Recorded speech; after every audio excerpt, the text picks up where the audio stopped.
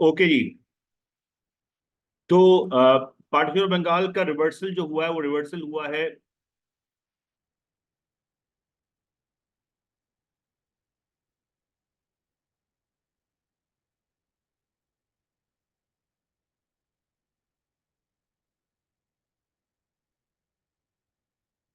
क्या हो गया?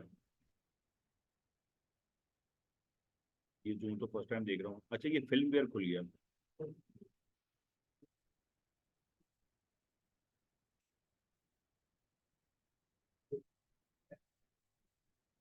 फाइल कहाँ गई? PDF file. यही आ रहा है ना शेयर पे?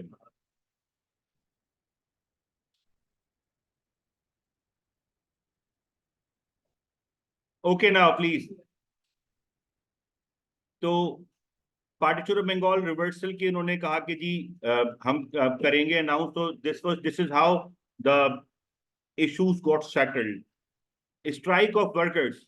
ब्रिटिश दौर के अंदर जो मुख्तलिफ जो लोग थे इंडियंस वहां पे स्ट्राइक की उन्होंने। स्ट्राइक करके उन्होंने इसको आगे बढ़ाया कि जी we need to we need to reverse the partition of Bengal, otherwise we will not work with you. Reaction of the British का बहुत हार्ड रिएक्शन आया। न्यूज़पेपर पब्लिक मीटिंग्स के ऊपर उन्होंने रिस्ट्रिक्शंस लगा दी और प्रेस एक्ट लगा दिया 1908 का, जिसके अंदर अच्छा ये प्रेस एक्ट 1908 अलग से 4 मार्क का आ सकता है। What was press act 1908? जैसे याद है आपको डिफेंस ऑफ इंडिया एक्ट आ चुका है 1915 का, वो अलग से आ चुका है, तो इसी तरीके से ये आ सकता है। अच्छा फिर क्या है? One organisation Hindu led demonstration Tilak of Poona was sentence to 6 years imprisonment, क्योंकि उन्होंने प्रोटेस्ट कर रहे थे वो लोग। ये ब्रिटिश रिएक्शन है। ये अलग 4 मार्क का क्वेश्चन आ सकता है कि how British reacted towards the party how British wanted to control the Hindu reaction, the Congress reaction। ये 4 मार्क का अलग सवाल आ चुका है, उसमें से ये निकाल। Another approach intent to win support of more moderate Hindus by making reforms। Lord Minto, the Viceroy, worked with John Morley, the Secretary of State for India, on the reform, Model Reform 1909 जो किया गया था। That was again one of the methods to control the reaction of the Congress party and the more hostile nature. Shimla deputation क्या थी? Shimla deputation ये थी कि after partition of Bengal जब 1905 के अंदर ये हुआ कि जी हम मुसलमानों ने रियलाइज किया कि हमारे साथ जो है वो हिंदू और कांग्रेस पार्टी हमारे साथ नहीं है, मेजोरिटी तो हिंदूज नहीं है। तो उन्होंने डिसाइड किया कि भाई हम जाके अपने राइट्स की प्रोटेक्शन के लिए अंग्रेजों से डिमांड करें। Shimla deputation is important this time. ये यहाँ से इंपॉर्टेंट है और ये टाइम लाइन क्वेश्चन के लिए भी इंपॉर्टेंट है और ये 4 मार्क क्वेश्चन के लिए भी इंपॉर्टेंट है, 7 मार्क क्वेश्चन के लिए भी इंपॉर्टेंट है।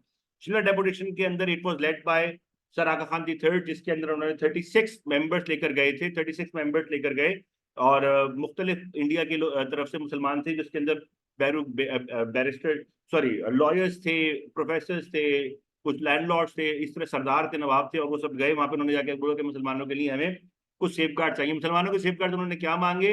मुसलमानों के उन्होंने सेफ गार्ड्स मांगे वो दो मेजर सेफ गार्ड थे। तो सेपरेट इलेक्ट्रेट हमें दिया जाए कि हमारी जो जो सीटें हैं जहां जहां मुसलमान मेजोरिटी में वहां पे हमें सीटें दी जाए, क्योंकि जहां मेजोरिटी में वहां पे तो जीत जाएंगे, लेकिन जहां माइनॉरिटी में वहां पे मुसलमान कभी भी रिप्रेजेंटेशन नहीं आ सकती। तो सेपरेट इलेक्टेड ये क्या था, जहां पे मुसलमान माइनॉरिटी में वहां पे मुसलमानों के लिए अलग कैंडिडेट रखा जाए, मुसलमान अलग अलग तरीके से वहां पे इलेक्शन लड़े, वहां पे हिंदू के साथ मिलकर ना लड़े, हिंदू वोटर मुसलमान वोटर को ना दे, ताकि मुस्लिम वोटर की पे मुस्लिम रिप्रेजेंटेटिव जीते। और इसके साथ वेटेज की डिमांड की थी। दोनों डिमांडों को ब्रिटिश ब्रिटिश वाइसरॉय ने कहा, ब्रिटिश वाइसरॉय ने कहा कि जी I will listen to these things, और मैं I will I will convey these messages to the British government. और ब्रिटिश गवर्नमेंट से मैं रिक्वेस्ट करूंगा कि ये आपको ग्रांट कर दे। वाइसरॉय ने कहा था कि मेरे पास अथॉरिटी नहीं है, it will have to come from the parliament. Formation of Muslim League is very very important. और पहली दफा मतलब 2-3 साल पहले, पिछले 2-3 साल के अंदर ये पहली दफा हुआ है कि फॉर्मेशन ऑफ मुस्लिम लीग के ऊपर 14 मार्क का क्वेश्चन आया। फॉर्मेशन ऑफ मुस्लिम लीग के ऊपर पहले यूजुअली 14 मार्क का क्वेश्चन नहीं आता था, 7 मार्क का यूजुअली आता था, वो भी बहुत कम। लेकिन अब 14 मार्क का सवाल आ चुका है, तो it has become very very important. What were the reasons led to the formation of Muslim League. अच्छा, अब इसमें क्या है? फॉर्मेशन ऑफ मुस्लिम लीग का ये है कि फॉर्मेशन ऑफ मुस्लिम लीग का जो आइडिया है, हाउ इट वाज मेड। सबसे पहले जो आइडिया मुसलमानों की सेपरेट पॉलिटिकल आइडेंटिटी का या पॉलिटिकल पार्टी का सबसे पहली जो बात की है वो किसने की है? सर सईद अहमद खान है। सर सईद अहमद खान ने जब कांग्रेस पार्टी 1885 में बनी थी, तो सर सईद अहमद खान ने मुसलमानों को कहा था कि आपको वहां जाने की जरूरत नहीं है, वहां जाने की जरूरत नहीं है, और आपको अपनी पॉलिटिकल आइडेंटिटी क्रिएट करने की जरूरत है, क्योंकि मुसलमानों की रिप्रेजेंटेशन हिंदू नहीं करेगा। हिंदू इज इन मेजोरिटी, और majority Hindu will dominate every aspect of the Muslim Muslim political dynamics and social dynamics of India. ये सर सैयद अहमद खान ने तब कहा था, इसीलिए उन्होंने अपनी एक अलग ऑर्गेनाइजेशन बना के दी थी, जो उसको मोहम्मदन एजुकेशन कॉन्फ्रेंस भी कहा जाता है। उन्होंने कहा कि आप इनके साथ ना जाएं। आफ्टर दैट वो लोग, जो लोग मोहम्मदन एजुकेशन कॉन्फ्रेंस में गए थे, वही लोग सैयद अहमद खान के फॉलोअर थे, आइडियोलॉजिकल फॉलोअर थे। तो और वो बढ़ते बढ़ते बाद जब पार्टीशन बंगाल आया, तो उसके बाद उन लोगों ने रियलाइज किया कि सैयद अहमद खान बिल्कुल ठीक कहते थे कि Hindu majority would not protect your rights, तो आपको अपने लिए कुछ ना कुछ खुद ही करना होगा। फिर पार्टीशन ऑफ बंगाल के बाद अगला स्टेप ये हुआ कि शिमला डेपुटेशन जब हुआ, तो मुसलमानों को और पॉजिटिव जेस्चर मिला। अक्टूबर 1906 के अंदर के Hindu Congress British are listening to the issues face by Muslim, और वो ज्यादा पॉजिटिव होकर उन्होंने कहा कि जी हम इसके बाद इनकी तरफ जाएंगे और हम इनसे बात करेंगे। वहां से इनको और पॉजिटिव जेस्चर मिला, और अब वो ज्यादा स्ट्रेंथन फील कर रहे थे। ब्रिटिश पार्टी ऑफ बंगाल से ब्रिटिश ने इनको बेनिफिट दिया।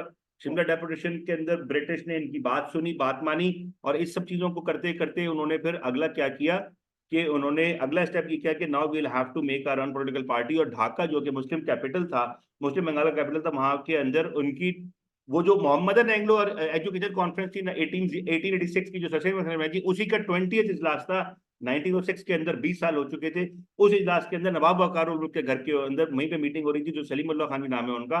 उन्होंने बोला कि अब हमारी मीटिंग हो गई, अब now will move to another room and will talk about another new political party, that was Muslim League. और मुस्लिम लीग बनाई उन्होंने। मुस्लिम लीग के उन्होंने 3 ऑब्जेक्टिव रखे। 3 ऑब्जेक्टिव थे: to protect the rights of the Muslims, to cultivate friend relation with British, and to prevent the hostile feelings in the hearts of Muslims for other communities and in the hearts of other communities for Muslims।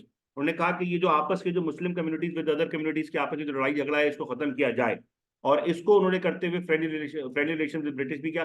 Friendly relation with British का एक बहुत बड़ा aspect ये था कि मुस्लिम लीग और sir Syed Ahmed Khan पहले दिन से ये बात समझते थे कि फ्रेंडली रिलेशन विद ब्रिटिश से मुस्लिम कम्युनिटी अपने आप को अपलिफ्ट कर सकती है, क्योंकि वो लोग पावर में है, एडवांस है, मॉडर्न है, और एजुकेट भी कर सकती है। इस वजह से मुस्लिम फ्रेंडली रिलेशन विद मुस्लिम जो ब्रिटिश था, वो शुरू से इनका एक टारगेट था। The reason is compelled to make the Muslim political party, ये उन्हीं चीजों को यहाँ पे लिखा जो मैंने एक्सप्लेन की। Teaching of Syed Ahmed Khan, leaders wanted to unite Muslim community, Congress was dominated by Hindus, Hindu groups were promoting their own language, culture, and Muslims were being neglected. Now these are all the points which you have to expand, जो मैंने भी आपको बता चुका हूँ already. There was a view that Hindu groups would dominate the Muslim community. The Muslim community were successful in Shimla deputation. Shimla. It is Shimla. Yes, Shimla. Even if you don't write S, H, it is still Shimla. Shimla deputation, where they were given positive response by the British Viceroy. The growth of some Hindu. Up now, this is the part which is very significant for you to understand. Since 1857 war, there was a revival of Hindu nationalism. Now, what was Hindu nationalism? Hindu nationalism said that we need to celebrate Hindu culture, we need to protect Hindu culture, we need to promote Hindu culture and Hindu religious festivals. So there were few organizations which were established: Brahmo Samaj, Arya Samaj, and there was other as well. These were two of the important ones, जिसकी वजह से Hindu nationalism increased in different parts of India. And through these activities, Muslims felt further unprotected. Hindu groups protested against partition of Bengal, which we already studied, which gave advantage to the Muslims. The reaction of the Hindus against Muslims after the partition of Bengal prompted Muslims to safeguard. So these were the reasons for which Muslim League made their own political party. Muslims made their own political party known as Muslim League. More limited reform. This part is very, very important because this comes in a timeline question from 1906 to 1920 or 1909 to 1928. So timeline question. What is a timeline question? Timeline question is a 14-mark question in which you used to, in which they ask you what is the most significant event in particular aspect. and what you have to do, you have to discuss all the smaller topics or larger topics in that timeline and give your opinion in agreement with the statement given in the question, or and disagreement with it. For example, there is one question which is very significant, which says that from 1909 till 1928, what was the beacon of hope for the Hindu-Muslim unity? So this is almost 20 years. And in 20 years, what you will discuss? You will discuss monumental reform. You will discuss the reversal of Partition of Bengal. You will discuss the change of the objective from Muslim League in 1913. You will discuss Lucknow Pact. You will discuss Montague Chitra reform of 1919. You will discuss Khilafat movement. And then you will discuss Salmon Commission and Nehru report. All these topics are discussed in the timeline, and you will finally say that amongst all these topics which we have discussed earlier in or above, the most important beacon of hope was Lucknow Pact, in which Muslims and Congress party came together, sit together, and presented a united set of demands from the part of the Indians to other people. So this is how you are going to answer your question. Okay? This is an example of a timeline question. Model limit reform. What was model limit reform? Model limit reform was, again, as we have just taught, which we discussed a little bit earlier, 4-5 minutes earlier, that it was an attempt by the British to appease more tolerant and moderate Hindus and Muslims to accept British. कि जी हम British जो है अच्छे काम कर रहे हैं, तो इसके अंदर उन्होंने कुछ चीजें उन्होंने इंक्रीज की थी compare to the previous act. What was the previous act was 1892. 1892 के अंदर हमारे नोट्स के अंदर पहले भी था, पिछली वीडियो के अंदर भी था, वो ये कि 1892 के अंदर they had introduced a nomination system from the Indians, that inclusion of the Indians should be from Indian nomination. This time it was the first time in India it was elected based, कि भाई आप elections करें और अपने elections करके आप लोगों को भेजें वाइसरॉय काउंसिल के अंदर. Secondly, they had increased the number of the Indian people in the councils. So separate electors. पहला पॉइंट ये था कि जो मुसलमानों के लिए बहुत अच्छा था, जो कि हिंदुओं के लिए बहुत परेशान कुन था, नाराजगी थी उनकी, और वो ये कि separate electors were finally given to the Muslims in these reforms.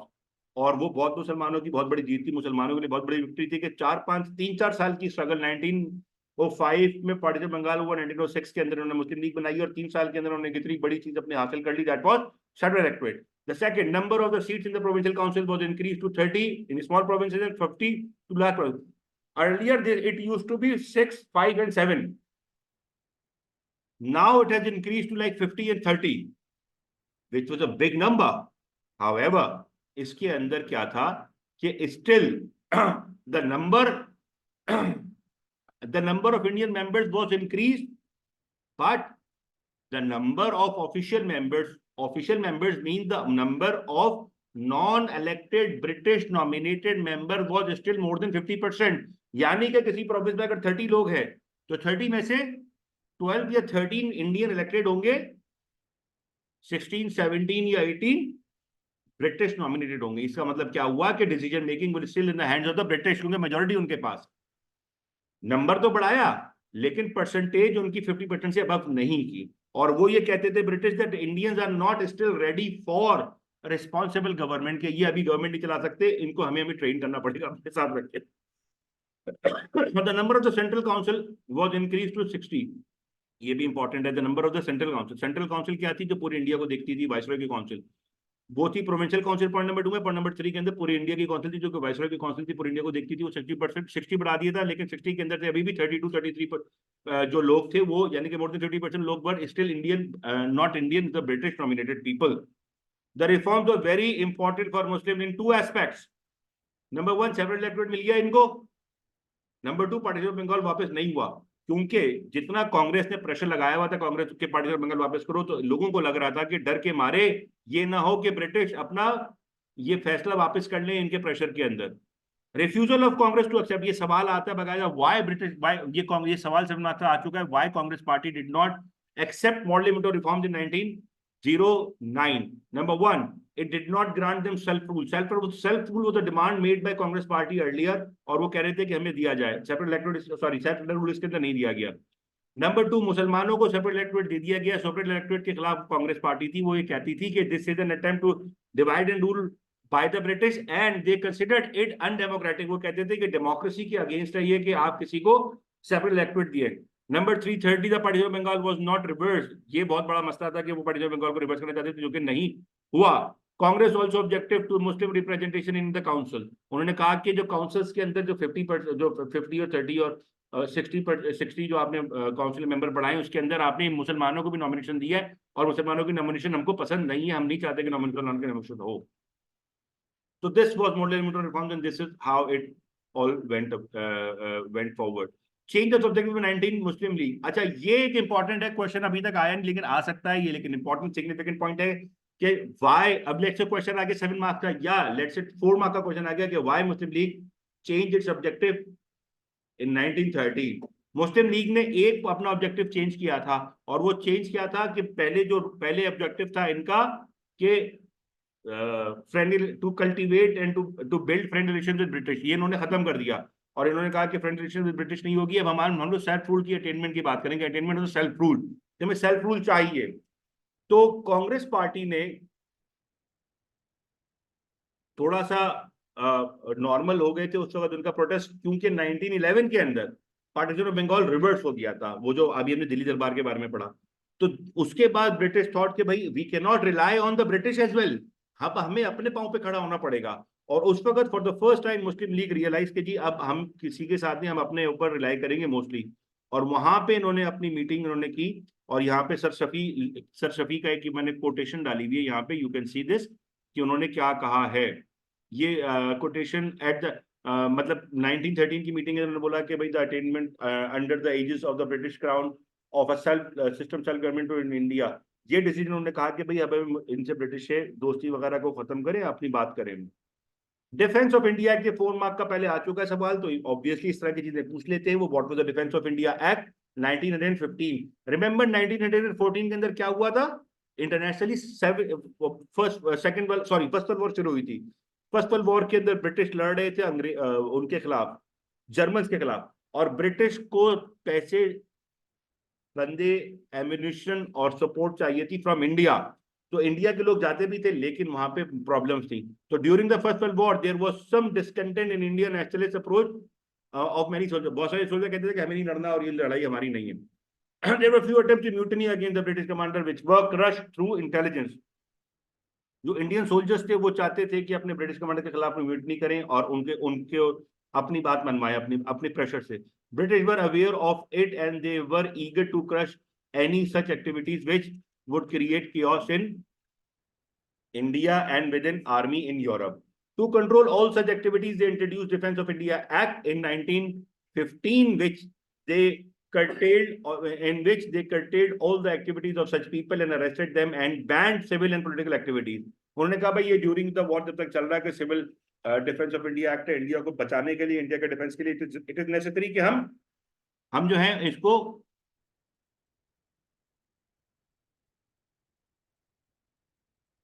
Problem ये है कि मुझे लगता है कि ये आवाज रिकॉर्ड नहीं हो रही है भैया, ये चल नहीं रहा ना, माइक माइक के अंदर आता है, आ रहा है आ रहा है आ रहा है।